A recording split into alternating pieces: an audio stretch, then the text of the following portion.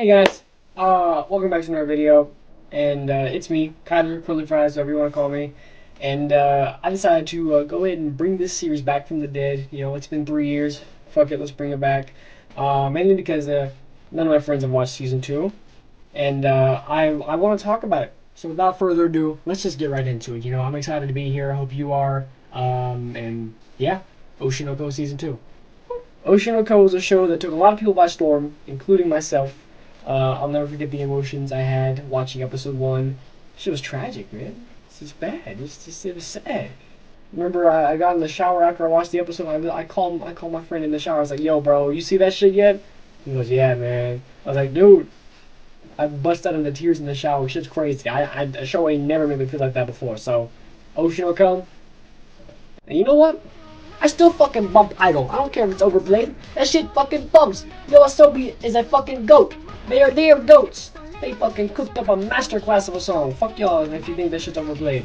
But we're not here for season one. No. We're here for season two because that's the video, and we're not doing the entire show because that's not the video. So season two is peak.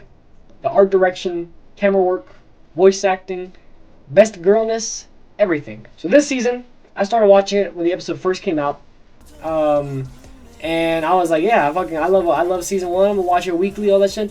And then unfortunately, a little worldwide ban happened, and that paused my watching of Oshinoko for a while. But just recently, I dedicated a lot of time to find a new one, and boom, I found the perfect website, and I was able to finish Oshinoko. Call me a dick rider. I'm an Oshinoko dick rider, alright? Let's get it over with. Anywhere from here is spoilers, so you've been warned. Click off now if you haven't watched season 2, and go watch season 2. It's worth it. So, where I picked up off at, they're still like they're in their training for the play. And that shit was just peak how they're doing it, how they're displaying that. I thought it was really cool how they revealed that Aqua has PTSD. I mean, I kind of figured he did, you know. He literally watched his mama get murked in front of him. But, you know, they did that pretty cool how they revealed, like, that he thinks back to this shit. He's fucked up. He gets panic attacks, all that shit, man. So, they did good on that. Animation, voice acting, everything. They locked the fuck in. And, you know, when it comes to season one, I've always been more of a Akana type of guy, you know.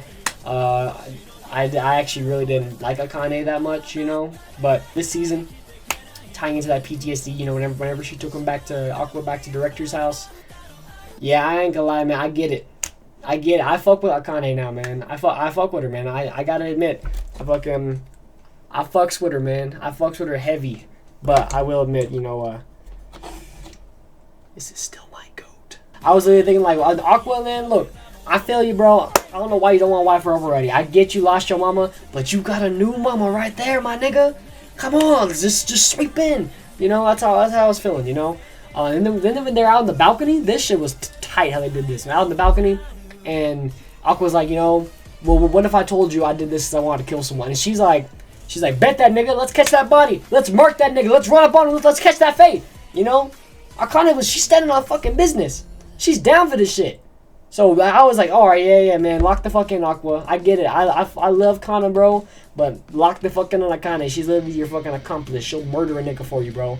Now into some nerdy shit, you know, take a break from this. When it comes down to these episodes, they were really cool because of the art style direction, how they was shown. I loved whenever it actually came to the actual play itself. It was almost as if you were in the crowd because they were like had the camera set up in a way that you were like in the back seats. Fuck ass seats, by the way. I couldn't get better seats. But I fuck with that. That was tough. I love the whole idea of the actors talk with their actions instead of their words. That was like cool, like seeing how they animated the dialect between the different actors as they were fucking swinging across. You know, the purple hair guy. I don't know his name. I forgot his name. I'm sorry. But the one who sucked dick in Sweet Tooth or Sweet Now, whatever the fuck. Damn it, I'm fake fan. The one who fucking was ass, but then he locked the fuck in. He locked the fuck in. I ain't gonna lie, dude. He was ass at first, and then he did that little fucking flip in the air, and he locked the fuck in. He stole everyone. He stole my heart. I ain't gonna lie, man. He stole my heart. But other than that stuff, I don't really have much to say about the play arc. It was really cool. Akane moved up in the rankings, wide shot. But you know, let's move on to the second half of the season. This is where I really This is what solidified this show into my top 10 right here, okay? The second half of the season, aka the reunion arc, as I'm going to call it. I don't know what the official arc is, but I'm calling it reunion because that's basically what happened. So since season 1, I've wondered, you know, if Aqua would ever go back to the hospital, or if Ruby would ever go back to the hospital too. Like, I mean, I want to see them have the reunion as well. I'm not gonna lie, but that's offhand. You know, just I wanted to see if Aqua would find his body or anything. So best believe when I was changing episodes and I saw an episode called Reunion. No, I got horny. Yeah. So basically, they're going to the countryside because the new Bikomachi wants to shoot a music video, and Mencho has a bestie down there who gets them a discount. And she thinks music video is gonna be the best way for them to gain subs. You know, honestly, I fuck with it, man. They locked the fuck in. Which reminds me, you know, if you haven't subbed, I'd appreciate it. You don't have to, but you know, I'd appreciate it if you're here. Now, first, Aqua didn't want to go with him, you know, because his stars faded. He's a brand new man, you know, and no, he thinks Papa Bear is gone. You know, he thinks his dad is dead. He has no goal. But then, you know, my sweet little goat Kana, she basically says, you know, Aqua, let's double this as some rest for the play, and maybe you can slide in the machines with me. So Aqua's like, all right, let's go. You know, he's like, yeah, fuck it, let's go. And then we cut to him and Akane having a little discussion about their future. And he tells her that Papa Bear's dead. And then Akane, fucking genius mode over here, she logs in and she's like, no fucking way, this nigga's that dumb. This nigga's dead is not dead. But, you know, she doesn't tell him because she wants to have that nightmare end. And I respect it, you know, I respect that a lot. Because it's like, my nigga's suffering, bro. Let him believe this shit, man. And now, he's going to find out. I know he's going to find out at some point. But for now, you know, it's like the calm before the storm. Let him lock in.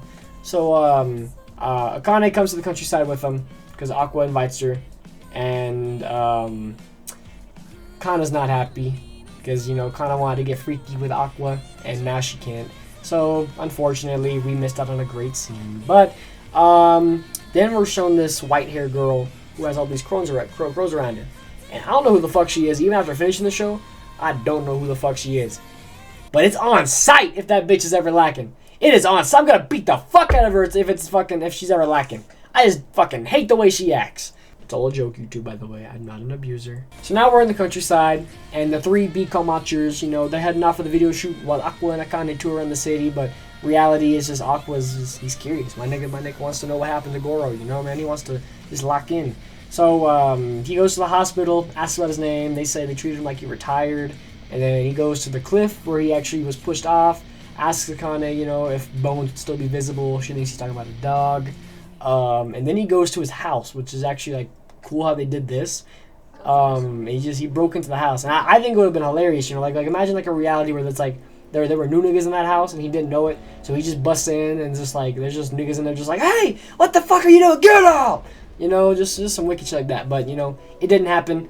And then we get some more flashback shots between Aqua and Ruby in the past life, you know, when he was still the doctor and she was a little girl with the disease. And it's sweet. It's heartbreaking, you know? Like, I love how Oshi and Ko can go from being funny, banger, and depressing at the exact same time. So it was good, you know? We actually got to see the final moments of Ruby before she died, and that was, you know, sad, for sure. And she gave Sensei the eye keychain. And, you know, they did good. I loved how they adapted that. So now, the video shoot's over. Mincho's held back because she's over 18. She's 25. And Aqua tells Akane to look at Ruby for a little bit. Look after Ruby. So Ruby, you know, being a little dumbass, she thinks crows can't see in the dark. They can. And they took her key. So they start chasing after this crow into the forest. And this whole time I was fucking spooked. I'm not gonna lie. I thought some niggas, I thought they fucking about to get murked. I thought that was where the story was going. They didn't. But totally thought that was where that shit was going. So I was spooked that whole time. And then eventually they catch up to the crow. And he's posted up on this like little shrine thing. And he goes into this little cave behind the shrine thing. Ruby and Akane follow him into the cave. And here's where we get the big reveal. Fucking the Doc Sensei's body, dude. Just on the ground. Lab coat still. And the heartbreaking thing is it had the keychain in it still as well that she had given him in the past life. So that was sad. That was sad crazy and fucking wicked. It's fucked up for Ruby, you know? Like, I love Ruby. Don't get me wrong. I love Ruby. I love, you know? So that shit was fucked up. So basically, after she saw that, she turned into fucking season 1, episode 1 Aqua, dude, where she fucking, her eyes just fucking, she dark Ruby. That's what everyone's calling it, so I'm gonna call her Dark Ruby, dude. So she turns into Dark Ruby, and she's like in her head, man. They're praying, and she's like, yeah, man, it's on sight for these niggas. They took Mama Bear, and they took the love of my life. It's on sight for these niggas. I'm gonna beat them up. Once my brother finds out who did this, he's done for. I'll slaughter him. And I was like, shit, man, I feel you, bro. Let's get this blonde nigga gone, bro. Get him out of here. So then they head back, and we get to see the song they were shooting, the music video, and fucking banger song already in the playlist. I need a full version, please. That's a bit longer than a minute and a half. And the music video was tough. I loved how they symbolized Ruby after seeing the body, because there's shots in the video where her eyes are like, you know, clear red still. And then there's the shots where it has the black star and everything. That was fucking sick how they did that. Love that. Love that. They had no reason to go that hard. And just, overall, it was just a really good season. Like, it was real. I'm glad season 3 is already announced, because you will see me there. And, you know, I've been watching anime for a long time now. 4 years to be exact. So, my opinion matters. Don't fight me in the comments. But Oshi no Season 2, it's in my top 10 of all time. It's actually the episode where they did the stage play. That was what made it, and then the second half of the season just built on more of that. So, you know, this guy, dude, Akasaka, man, this nigga, he's a fucking genius. First, he chefs up Love is War, and he's already got the Michelin star. He's already got everything locked in there. And then he's like, nah, I got one more in me. I got more in me, because I know he has other works. I actually really want to check out his other works, but he's like, nah, I got more in me. And then he chefs up fucking Oshi no Ko. He cooks up the fucking 3 Michelin star dish with Oshi no Ko over here. So, that's pretty much all I gotta say. You can interpret the rest. If you made it this far, thanks for watching. And I'll see you in the next one. Peace.